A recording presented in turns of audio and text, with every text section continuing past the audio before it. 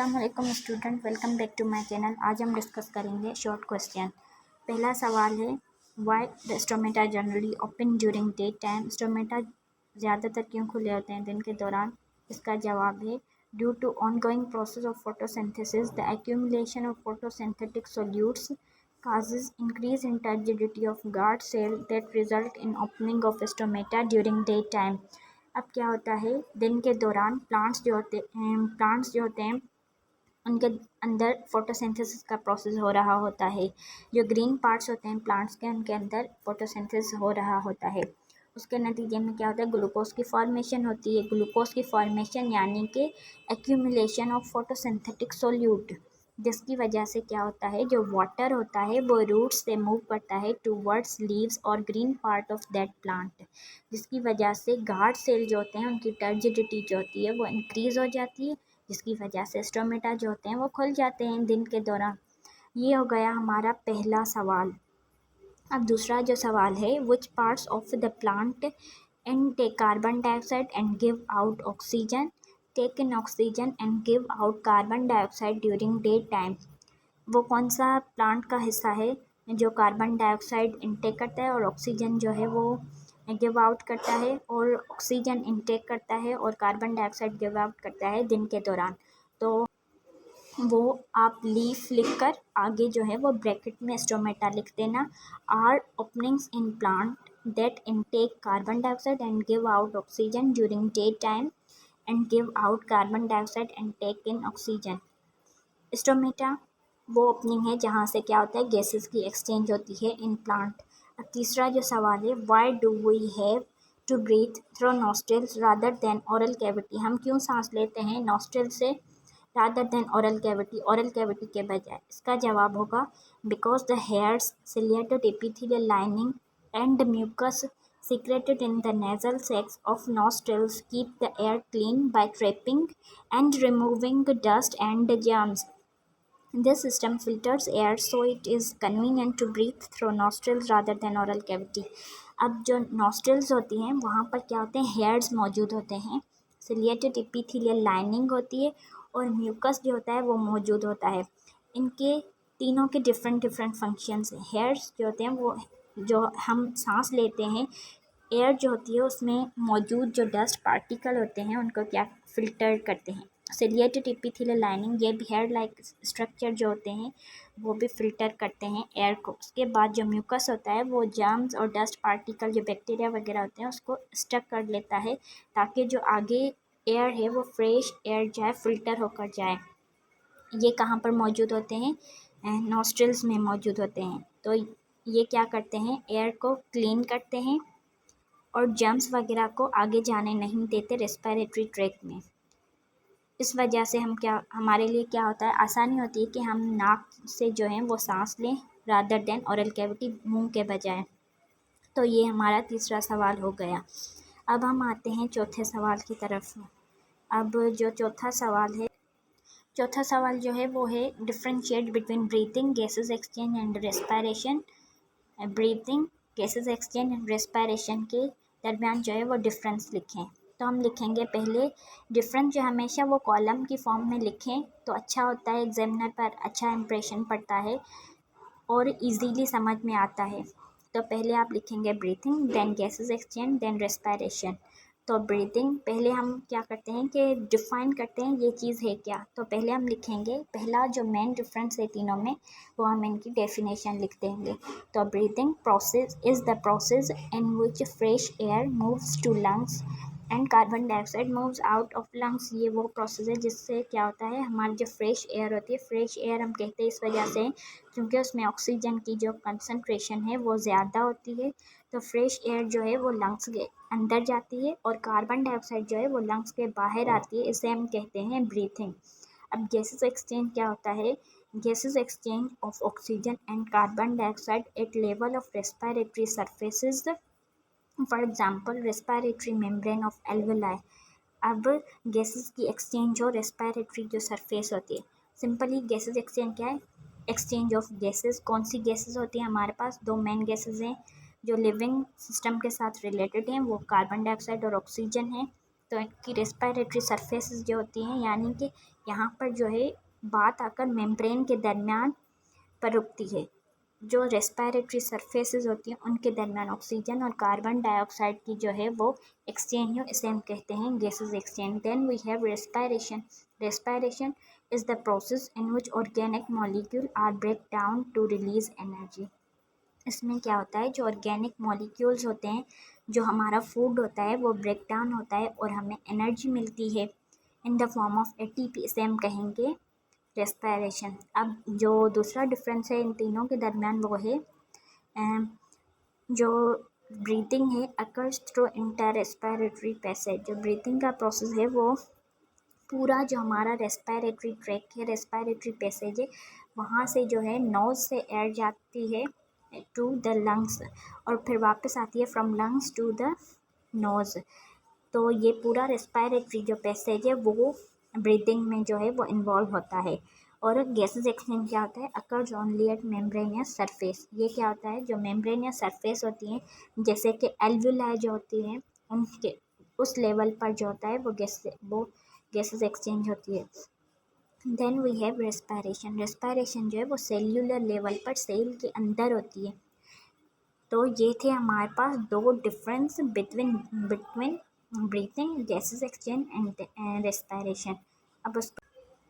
अब जो पांचवा सवाल है, why do we deep breathe during और इमीडिएटली आफ्टर एक्सरसाइज। हम गहरी सांस क्यों लेते हैं इमीडिएटली एक्सरसाइज करने के बाद या एक्सरसाइज करने के दौरान हम ऐसा फील करते हैं कि जल्दी जल्दी सांस ले रहे होते हैं। वो क्यों लेते हैं, because oxygen amount decreases in muscle cell during exercise.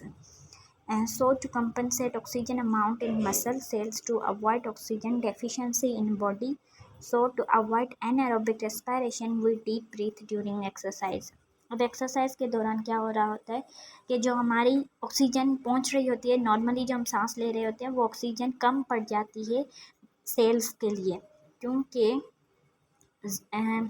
Oxygen की अमाउंट जो है वो डिक्रीज़ हो जाती है मसल सेल के, और जो हमारा ग्लूकोज होता है वो ब्रेक डाउन होना शुरू हो जाता है एनारोबिकली।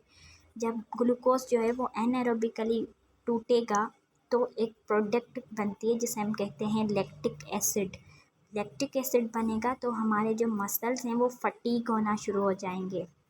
इस वजह से जो फूड की ब्रेकडाउन ऑक्सीजन की मौजूदगी में हो, इस वजह से हम जो है वो डीप ब्रीथ करते हैं ताकि ज़्यादा से ज़्यादा ऑक्सीजन जो है वो एटमॉस्फेयर से हमारी बॉडी के अंदर जाए। सिंपली हम क्या कहेंगे, to avoid anaerobic respiration we deep breathe during और इमीडिएटली आफ्टर एक्सरसाइज। ये हमारा हो गया पांचवा सवाल। अब हम आते हैं छठे सवाल की जानिब।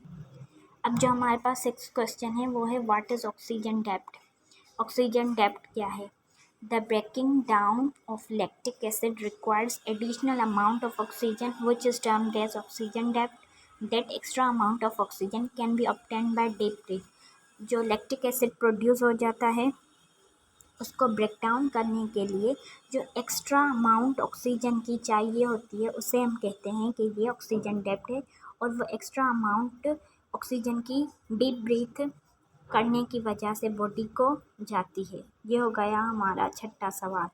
अब सातवें सवाल की तरफ आते हैं, वो है distinguish between inspiration and expiration.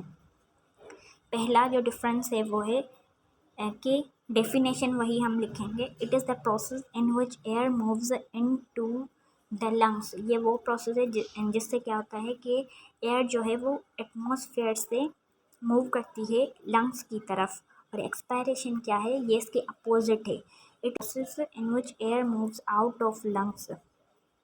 इसमें क्या होता है कि हवा जो है वो लंग से बाहर निकलती है। अब इंस्पायरेशन में क्या होता है कि intercostal muscles contract, intercostal muscle जो होते हैं वो कॉन्ट्रैक्ट होते हैं, और एक्सपायरेशन में क्या होगा, इंटरकोस्टल मसल जो होते हैं वो रिलैक्स होते हैं।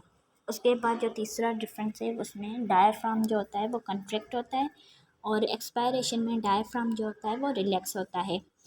और फोर्थ जो डिफरेंस है, द चेस्ट कैविटी एक्सपेंड। इसमें क्या होता है, चेस्ट कैविटी जो है वो इंस्पायरेशन में एक्सपेंड हो जाती है, क्योंकि हवा जो है हमारे बॉडी के अंदर आ रही है, लंग्स के अंदर आ रही है, तो उसे ज़्यादा एरिया चाहिए कि वो अपने आप को ऑक्यूपाई कर सके। और एक्सपायरेशन में क्या होता है, the chest cavity size reduces, जो चेस्ट कैविटी की साइज़ है वो रिड्यूस हो जाती है। इंस्पायरेशन में क्या होता है, ये एक्टिव प्रोसेस है, यानी कि इसमें जो हमारे मसल्स होते हैं वो काम करते हैं हवा को अंदर लेने के लिए, तो एटीपी रिक्वायर होती है, इसलिए ये एक्टिव प्रोसेस है। और एक्सपायरेशन जो है ये पैसिव प्रोसेस है। इसमें क्या होता है, जो हमारे मसल्स कॉन्ट्रैक्ट किए हुए मसल्स होते हैं, इंटरकोस्टल मसल और डायाफ्राम जो होते हैं, ये क्या करते हैं, रिलैक्स होते हैं। उस रिलैक्सेशन के नतीजे में क्या होता है कि जो हवा अंदर होती है लंग्स के वो बाहर आती है, इसे हम कहते हैं कि ये एक्सपायरेशन है। तो ये थे I think so 5 difference between inspiration and expiration. और उसके बाद जो हमारे पास 8 क्वेश्चन है वो है, what is lung cancer, lung cancer क्या है। And growth of abnormal cells in lungs due to smoking, air pollution और इन्फेक्शन। ग्रोथ, जो एबनॉर्मल सेल्स की ग्रोथ हो जाए लंग्स के अंदर स्मोकिंग की वजह से, एयर पोल्यूशन की वजह से या किसी इन्फेक्शन की वजह से, उसे हम कहते हैं ये लंग कैंसर है। The major signs and symptoms include cough with blood, shortness of breath, weight loss, bone ache, weakness and fatigue. इसके जो साइंस और सिम्टम्स हैं वो गिवन यहाँ पर जो बताए हुए हैं वो हैं। तो ये आप लिख देना, अगर सवाल आ जाए, शॉर्ट क्वेश्चन आ जाए व्हाट इज लंग कैंसर, तो पहले आप डेफिनेशन लिखना, then major signs and symptoms. उसके बाद जो है हमारे पास 9th क्वेश्चन है, how the asthma is characterised. Asthma की कैरेक्टरिस्टिक क्या है, खसूसियत क्या है, उस अस्थमा को हम कैसे कैरेक्टराइज कर सकते हैं। इसका जवाब है, asthma is characterize by shortness of breath, सांस लेने में जो है वो दुश्वारी होगी, chest pain, fever, wheezing sound during expiration and cough. जब हम एक्सपायर करेंगे, एयर को बाहर निकालेंगे, तो हमारे पास एक साउंड प्रोड्यूस होगा, विजिंग साउंड प्रोड्यूस होगा ड्यूरिंग एक्सपायरेशन एंड कफ। ये हो गया हमारा 9th question. And then we have 10th question, name 5 animals which use their body surface for gases exchange।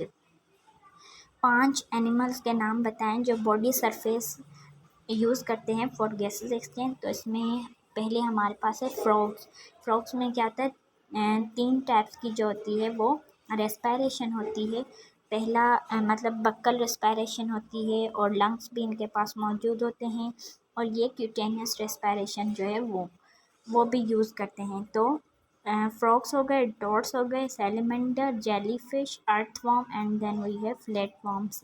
तो ये हो गई हमारे शॉर्ट क्वेश्चन एक्सरसाइज के। अब जो है वो लॉन्ग क्वेश्चंस भी मैं अपलोड करूँगी, तो अगर आपको कोई भी क्यूरी हो तो आप कमेंट सेक्शन में पूछ सकते हैं।